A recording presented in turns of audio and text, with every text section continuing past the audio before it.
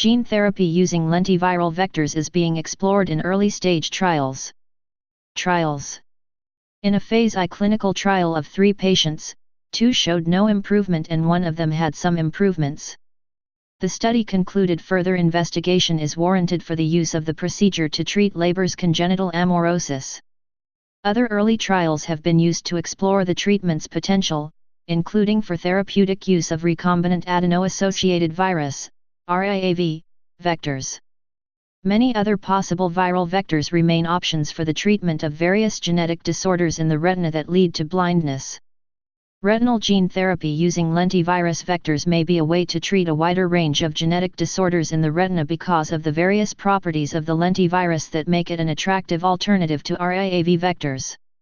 Like RIAV vectors, lentiviral vectors offer many features that make it an excellent tool for molecular biology and possible medical treatments.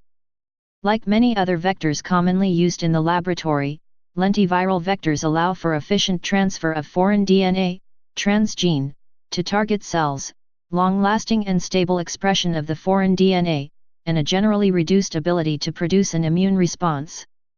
Like many other retroviral vectors, lentiviral vectors do not possess any of their original DNA content, allowing as little provocation of the immune response as possible. Unlike many retroviral vectors, though, lentiviral vectors offer the advantage of being able to successfully introduce a transgene to target cells whether or not the target cells proliferate. Many retroviral vectors require replicating DNA to insert themselves into the host genome. An important consideration for the application of the lentiviral vector is the parent virus that gave rise to the vector. Not all lentiviral vectors are perfectly suited to every application, and sometimes it becomes necessary for the researcher to try work with a different lentiviral vector if one does not offer the desired transgene expression. Other times, it may be necessary to use another viral vector altogether. There are options to choose from between lentiviral vectors, though, and many popular lentiviral vectors have either a human immunodeficiency virus 1, HIV-1, or equine infectious anemia virus, EIAV. Advantages of the lentiviral vector. Although both the lentiviral and RIAV vectors provide a high efficiency of gene transfer to cells in vivo, RIAV vectors do have some slight disadvantages that would preclude their use for certain diseases. RIAV vectors, for example, only allow genes less than 4 kb, 4,000 bases, for insertion into the vector. Many genetic diseases, not only those the retina, have genes larger than 4 kb in length and thus does not allow the use of RIAV vectors. One such disease, Stargardt's disease, OMIM number 601691, can involve a mutation in the ADP binding cassette transporter 4, ABCA4, gene. This gene contains 50 exons with a coding region spanning 6.7 kb and thus requires a viral vector capable of handling such a relatively large insert. Lentiviral vectors, unlike RIAV vectors, are capable of efficiently incorporating and allowing expression of transgene fragments as large as 10 kb, and previous work suggests the lentiviral vector is a possible therapeutic option for patients suffering from Stargardt's disease, see below. This is not to suggest lentiviral vectors do not efficiently transduce cells in vivo as well as RIAV vectors with transcripts less than 4 kb, though. Results of lentiviral gene transfer in mice for LCA2 indicate gene therapy using lentiviral vectors is just as effective as using RIAV. The decision to use a lentiviral vector versus an RIAV vector may simply be a matter of preference. Disadvantages of the lentiviral vector. All transgene vectors have the risk of causing moderate to severe side effects with respect to the immune system, and lentiviral vectors are no exception. In the laboratory or clinical trials, one indication of an immune reaction to the vector is a drop in transgene expression. Often, this sudden loss of transgene expression is not due to a simple silencing of a transgene or loss of the vector from the cell, but loss of the cell itself. The body has multiple methods of targeting and ridding itself of any cells infected with the lentivirus, all of them falling under either activity by the innate immune system or adaptive immune system. In the cases of some HIV-1-derived lentiviral vectors, both immune responses can occur. In an innate immune response, toll-like receptors, TLRs, found in many cells recognize particles and molecules normally produced by retroviruses like genomic DNA typically found in viruses, genomic RNA found in retroviruses, or double-stranded RNA found in still other retroviruses. These TLRs can initiate downstream effects that can eventually result in the loss of the infected cell and complications in the treated patient.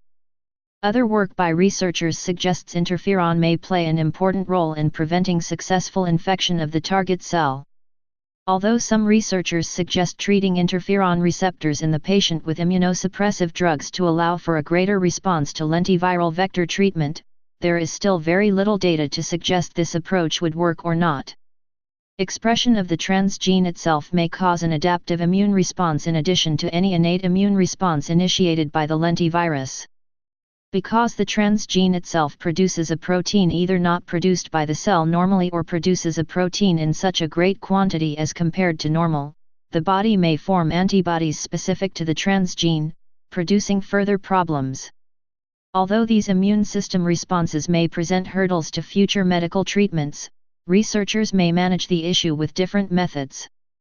Future treatments of genetic disorders.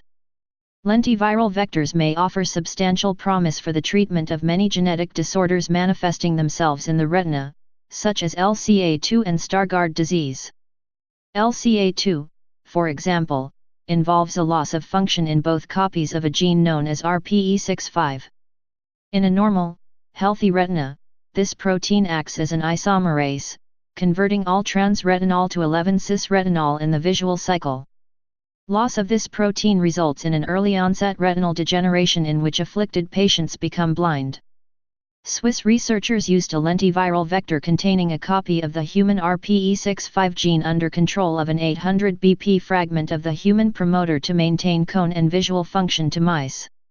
Although there appears to be a relatively narrow treatment window, after birth but before the retinal degeneration becomes too severe, mice showed expression and cone function 4 months after treatment.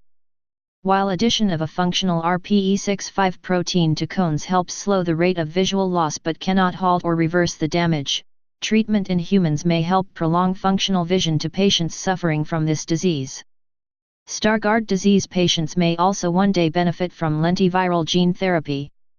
Unlike RAAV vectors which can only carry relatively small genes, lentiviral vectors can carry larger genes, making them the vector of choice for possible therapy with a functional copy of the ABCA4 gene which is not functional in Stargardt disease patients. 2 copies of a non-functional ABCA4 gene result in a buildup of a retinoid compound known as A2E, which is believed to act like a detergent inside cells, causing massive cellular damage. As A2E buildup from the photoreceptor cells collects in the retinal pigment epithelium, severe visual loss occurs. When researchers treated Stargardt disease-afflicted mice with a lentiviral vector containing a functional ABCA4 gene, A2E buildup in the retinal pigment epithelium decreased. More importantly, mice regained some loss of vision. Future lentiviral vector treatments in humans may help preserve vision in these patients. Please subscribe and thanks for watching.